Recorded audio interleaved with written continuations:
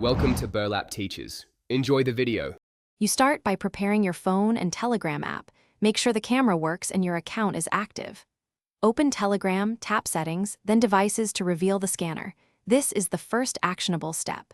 When prompted, grant camera permission so Telegram can access the lens. Position the phone steady, center the QR code in the on-screen frame, and hold for a second. Once done, Telegram reads the code and attempts to initiate the link to the other device.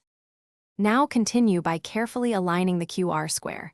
Light and glare affect detection, so adjust angle or brightness. If you have a saved image, choose Scan from Gallery and pick the file. Telegram will decode it the same way. When Telegram detects the code, it shows the target device name and requested permissions. Read these details and confirm if they match what you expect. Once you accept, Telegram links the session. Make sure to verify the device. Finish by verifying the new session listed under Devices.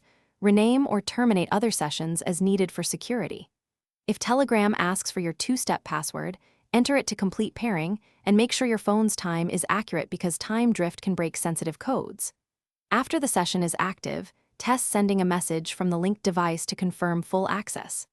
If something goes wrong, try one troubleshooting tip.